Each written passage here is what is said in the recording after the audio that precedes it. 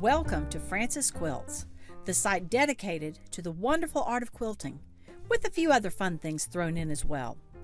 If you like what you see here, be sure to give it a thumbs up and subscribe so that you can be notified of future videos. Welcome back to Frances Quilts. Today we are on day 3 of our series of how I quilted this nice little piece that is just almost finished at this point in time. On day 1, we quilted all of the information that was on here, the words and the butterfly and the flower.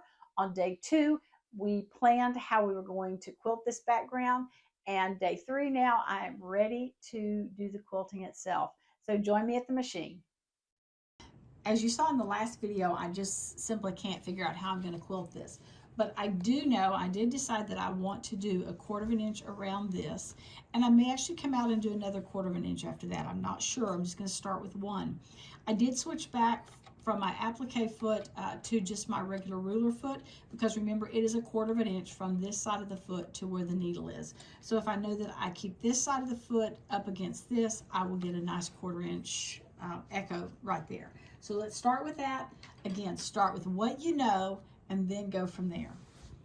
Well, I started doing the stitching, and you know how you can tell when your machine messes up by sound that it makes or the way it feels. You can almost feel it in the way the stitches are going. So I started and I felt that, and I thought, oh no, I'm just imagining it. I'll keep going. And then when I stopped to look, sure enough, I had a great big thread nest back here. So I cut that out and picked it all out again. And so now we're ready to start again, hopefully without the thread nest this time. Much better start.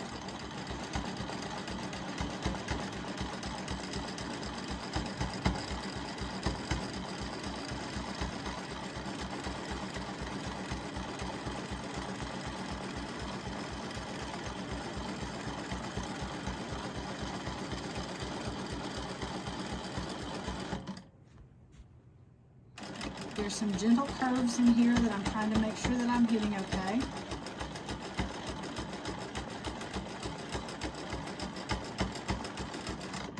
Because I can, since this is a small piece, I'm actually going to turn it and make this curve just so I can see better.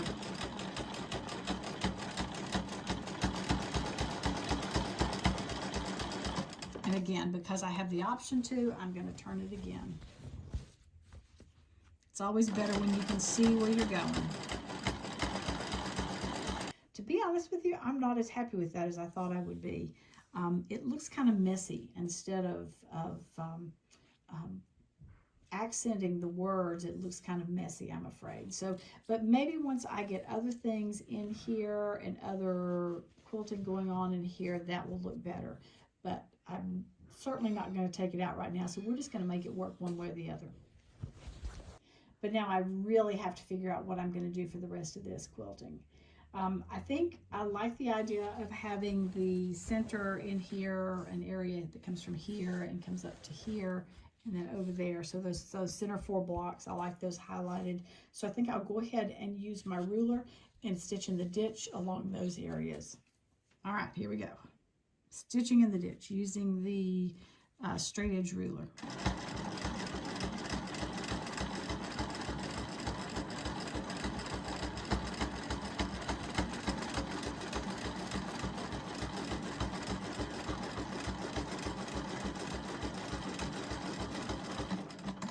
Okay, that's the end of that one. Let's turn and come across the other way.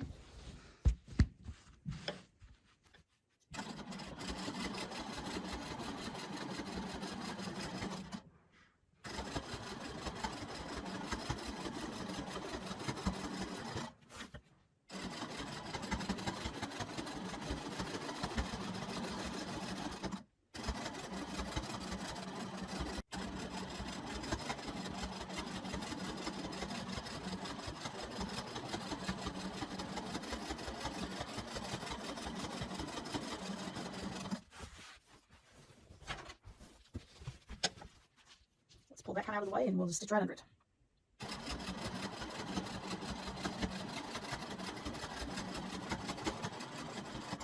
All right, I've decided let's do a loopy meander in through here. and this will be covering up. That'll cover it up when I stitch it all down. But let's just start with a loopy meandering through here. Hope it looks good.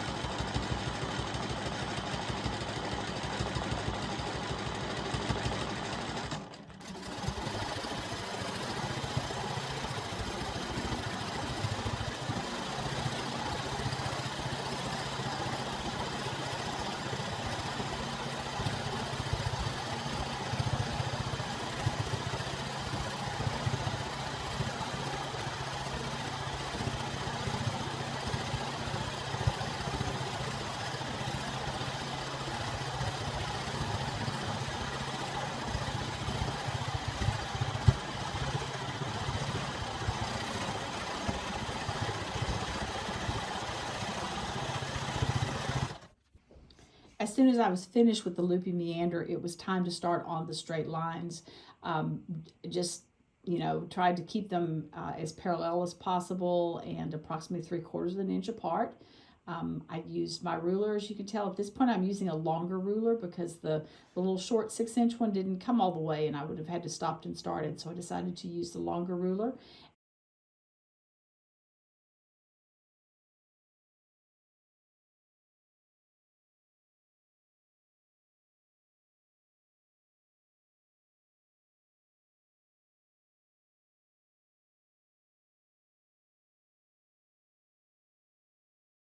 Again, was not tying off thread, so I just stitched a few stitches, and some of my back stitched a little bit on if I forgot to make my stitches close together, but hopefully that'll be all right.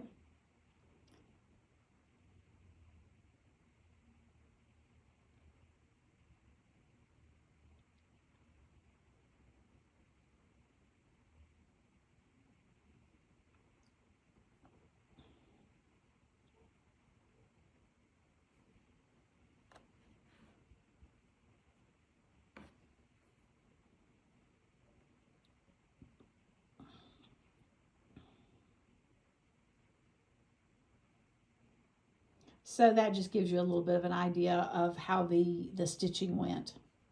One thing I was proud of when I got ready to do this one, I realized that if I just lifted this one flower off, it is just fused down. If I just lifted it off carefully, then I could get further back underneath the flower petal and not have to worry about starting and stopping my stitches. So I peeled that back a little bit more and went forward on the next line.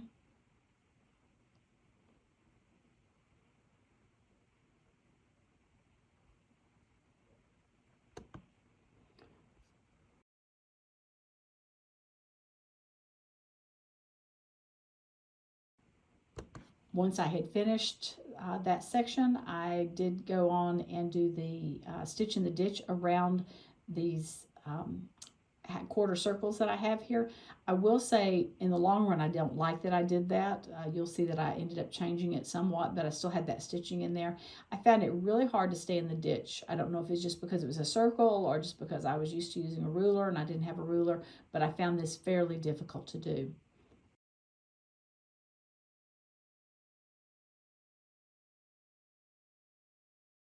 When I got around to the third side, I couldn't figure out why it didn't look right. If you look, you can see that the angle just isn't right.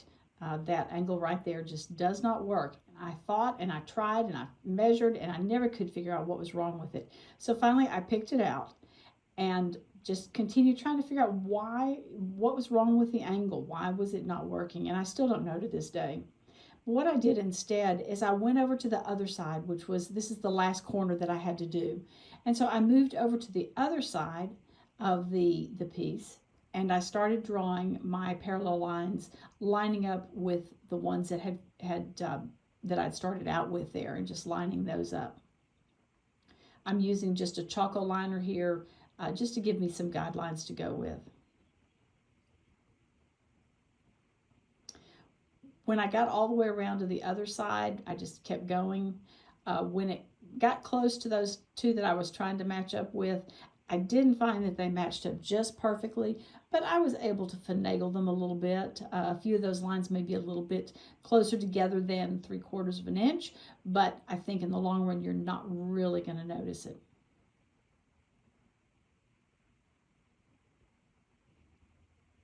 And it didn't take long to get that finished. And that looks so much better than it did before. Well, it's quilted. As you saw, a few of my lines, I had to kind of fudge them a little bit to make them all work, but I think it looks good. I'm pleased with it. So now I just have to add the stem back in and some leaves, and then I have a lot more free petals that I'm going to put over the top of this, and probably secure with a bead. I haven't decided for sure, but that's what I'm thinking. Anyway, stay with me, and I can't wait for you to see what it looks like, and I can't wait to see what it looks like too. And remember, if you're interested in ruler quilting, particularly straight line quilting like I used for this, please check out my course, 8 Ways to Use a Straight Edge Ruler. It's called Keeping It Straight. I think you'll enjoy the course, and I think you'll learn a lot of ways to use that ruler. I will link it here and then also in the notes at the end of the video. Thanks for joining me today, and I look forward to seeing you next time on Frances Quilts. Remember, if you like what you've seen, be sure to give it a thumbs up and subscribe. Please check out my website and daily blog at francesquilts.com, and I can be found on Facebook and Instagram at Frances Quilts. Thanks so much for joining me. Hope to see you again soon.